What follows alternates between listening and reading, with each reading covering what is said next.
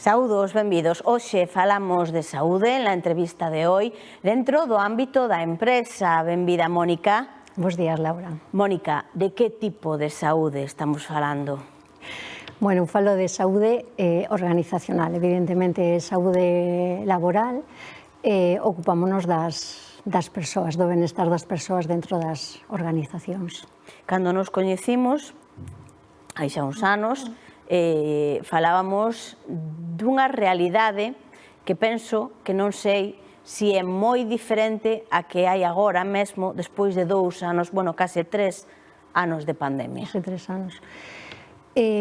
Hai cousas que pasaron neste tempo que, por exemplo, todo o que se fixo dende o goberno para promover a saúde mental no traballo, cousa que antes estaba como máis esquecido ou non se falaba tanto dese concepto, non?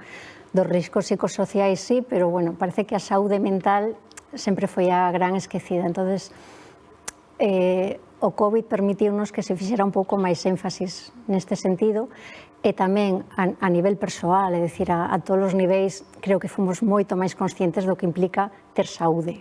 Non, ter saúde a nivel personal é necesario para poder ir a traballar, non? Entón, digamos que sí que houve un despertar nese sentido da importancia e do vital que é estar ben para poder traballar. Foi necesario que chegase unha pandemia para que nos déramos conta desas cousas que, ao final, parece que son obvias. Era mellor non ter pasado pola pandemia, pero sí que a pandemia foi como, eu creo que nos permitiu o mellor ter ese tempo obrigado, non? Lembrámonos desos 15 días primeiros que logo se foron convertindo máis e máis, pero que igual tomamos un pouco consciencia ao parar e pensar de que é o que estamos facendo, que é o que queremos, estou no sitio que quero, incluso no ámbito laboral, é dicir, houve moitas renuncias, sigue habendo moitas renuncias no eido profesional e porque a xente non está pois a gusto ou contenta co que está facendo ou coa vida que levaba. A pandemia, digamos, que nos permitiu parar un pouco o ritmo que levábamos trepidante no traballo e tomar consciencia, evidentemente, da saúde, do importante que é a saúde. Ven moitas persoas por medo a enfermar, por medo a morrer, pero outras iban un pouco máis alá e permitíronse ese tempo para cuidarse físicamente, facer exercicio, cousas que ainda confinados pois antes nin facían, por exemplo. Como se plantexa ou como se actúa sobre a saúde nese ámbito laboral, no interior das empresas? As empresas durante este tempo, inda que de forma individual a xente fose máis consciente da saúde, as empresas víronse abocadas a unha voráxine moi dificultosa para xestionar realmente ben a saúde dos traballadores. Por que? Para xestionar todo o que eran as baixas por enfermidade común, non? Entonces, eu creo que empezan agora a ter o tempo de reflexión de como podemos volver a motivar os traballadores, de como podemos volver a ocuparnos por eles, pero hasta ahora, entre os cambios normativos que houve e toda esa xestión de absentismo, creo que non tiveron nin tempo de pensar que o que pasa non era como apagar lumes por todos os lados. Logo, teletraballar dun día para outro, é dicir, moitísimas cousas pasaron en moi pouco tempo. A realidade agora mesmo, por onde pasa, hacia onde camiñan as empresas e como contemplan esa necesaria prevención en temas de saúde, sobre todo saúde mental dos seus traballadores? As empresas agora están nun momento que poñen en riba da mesa a saúde e o benestar da súa xente porque lles está costando xa moitos cartos o absentismo. É dicir, chegamos a un punto onde a xente deu todo o que podía, porque era un momento parecía que puntual ou porque todos temos que arrimar un pouco o ombro para sair adiante, pero isto pásanos factura. Entonces, antes de que empezara a pandemia, o COVID, estábamos nunhas tasas de absentismo que iban rondando xa o 8%, e agora xa van superando o 10%. E isto é moitísimo diñeiro para para as empresas, tamén para o Estado. Entonces, ahora sí que empezan a querer entender que é o que se pode facer para volver a recuperar a motivación dos traballadores, para que a xente este mellor no seu posto de traballo, para que se poida teletraballar, é dicir, que facilidades, flexibilidade, que se pode facer para que a xente realmente este ben e non enferme, cousa que antes o mellor non doía tanto, parecía. Unha vez que as empresas perciben esa necesidade, entran en contacto con profesionais como a ti, a tua empresa, na que vos adicades precisamente a elaborar uns plans, non? Sí. Por onde pasa? Como funciona esa acción? Eu sempre digo que nós somos, para polo fácil, como un médico da empresa, non?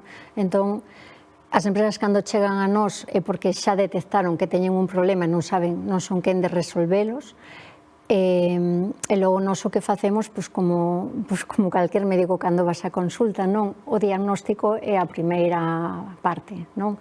Para iso necesitamos facer ou evaluacións de clima laboral, ou de risco psicosocial, ou de feedback 360, é dicir, como cando ti vas e necesitas unha analítica ou unha resonancia magnética para saber se é o que pensas ou o que che están contando ou non, porque a veces contanche unhas cousas. Os empresarios sempre é culpa dos traballadores e os traballadores sempre é culpa dos empresarios. Sempre hai un término intermedio aí, non? Entón, a partir dun diagnóstico inicial empezamos a tomar accións consensuadas sempre cas empresas, cos comités de empresa e tal, para ir promovendo basicamente un cambio cultural. É dicir, non son accións puntuais, porque se quedarían en nada. Entón, nós o que promovemos sempre é un modelo de xestión hacia un modelo de traballo como máis humano. Sempre decimos, a empresa é humanas, e falamos da humanización das empresas. O obxectivo é que a xente este mellor no seu traballo, máis sanos, máis saludables, por ende, a empresa será máis sostible, e é un proxecto a medio largo plazo. É dicir, como todos sabemos, se te vas ao médico e tes algún problema serio, non te vas a curar dun día para outro, non? Hai cousas moi básicas, que sabemos que a todos funcionan, non, de comer mellor, fai exercicio, pero claro, logo no noso día a día esquecémonos, non somos constante. Na empresa pasa igual. O primeiro sempre van querer unha pastilla de dame algo que dun día para outro xa mellore todo. Eso non é así, non? O cambio, pois, hai que traballalo día a día en cousas moi pequeniñas a veces, pero que no tempo van dando resultados. Un traballo que non só obliga a empresa, sino tamén aos traballadores. Hai que cambiar moitas veces rutinas. O compromiso é por todos. Evidentemente necesitamos a primeira parte que da dirección ou do liderazgo, porque sin isto o resto vai ser difícil que se mova. É un compromiso porque ao final o que máis contaxe é o exemplo. Entonces, nós temos falado con directivos que o mellor o que lle decimos é que accións temos que facer. Unha das accións é darlle bons días a xente. Canto custa? 0. Retorno da inversión? Todo o que ti queiras, porque cambia totalmente, non? E o mellor non se dan conta de que chegan á oficina, non saludan, dan un golpe na porta e toda a xente ten medo. Entón, na comunicación e na falta de comunicación hai moitas veces moitos problemas de que é o que comunicamos, como comunicamos, por que ocultamos a veces cousas, cal é o obxectivo, cal é o fin, e a xente percibe absolutamente todo iso. Entón, hai accións moi sinxelas que non custan absolutamente nada e teñen moitísimo impacto. E os traballadores, pois entender que moitas veces falase de que como a empresa, se fose un ente, de que lle den a empresa, sin entender que ti formas parte da empresa, da estructura. É dicir, se non existe a empresa, pois ti tampouco vas a facer nada, non? Entón, que podemos aportar cada un de nós para que isto vaya mellor? E, sobre todo, a nivel empresa, pero a nivel tamén social. É dicir, que se tú estás traballando e estás ben, irás a túa casa con unha enerxía totalmente distinta a que se sales totalmente amargado, co cual vas a influir nos teus fillos, na túa familia, nos teus amigos, en todo o teu entorno. Na vosa abordaxe entran tamén os plans de igualdade?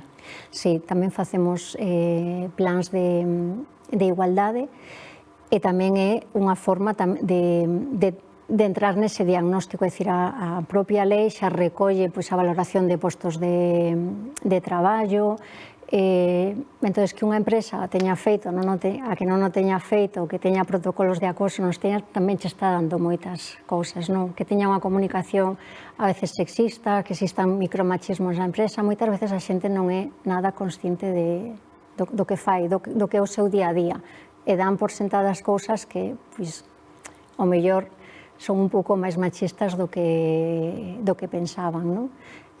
Cando yo faz explícito, cando yo faz entender, pois a xente non suele ser reticente, é como, wow, nunca o vira así, non? Pero creo que é moi positivo para todos. Orixe de Humanas está nun cambio que Mónica un día decidiu dar, non? Tiña unha vida completamente diferente a que ten agora. Totalmente. En Sobrado. Totalmente. O cambio ben motivado, bueno, aparte da anterior crisis do 2008, pois digamos ese punto do que falaba tamén agora, non? Cando paras e dis, bueno, que estou facendo, non? Ca miña vida, gústame onde estou traballando. As empresas, o ritmo que levaba era como moi deshumanizados. Os departamentos de recursos humanos para min eran como os máis inhumanos que habían. Non se xestionaban personas, xestionas recursos, xestionas números, orzamentos, pero ao final ti nunha empresa estás xestionando emocións, que son as persoas, é dicir, contaxiase antes unha emoción con a idea. Entón, hai un momento que digo, bueno, que é o que podo facer con todo o que sei, con todo o que aprendín, e como facer que a xente se sinta mellor no seu posto de traballo. É certo que eu viña do mundo da enxeñería e da prevención de riscos laborais, pero quería ir a un punto máis aló do que era simplemente o risco de ter un accidente, non? Porque non contemplábamos a saúde mental, non contemplamos a inteligencia emocional, non contemplamos o impacto da comunicación que ten nas persoas. Entonces, cando ti ves no teu propio corpo como che afecta, dis, bueno, se me pasa a mí, podelle pasar tamén a máis persoas. E se eres un pouco sensible ou atendes, daste conta que é certo. É dicir, que eu vía como compañeiros meus pois tiñan infartos, derrames cerebrales, e todo era pola presión, o medo, a ansiedade, a esa incertidumbre que non sabías o que ibas pasar, se a xente se quedaba sin traballo. Entón, a partir de aí foi cando empecé a ver como que había moito potencial en cuidar da xente. E temos que cuidarnos máis. Un placer, Mónica. Gracias. Grazas por acompañarnos hoxe. Moitas gracias, Laura. A todos vostedes tamén, moitísimas grazas un día máis por estar aí.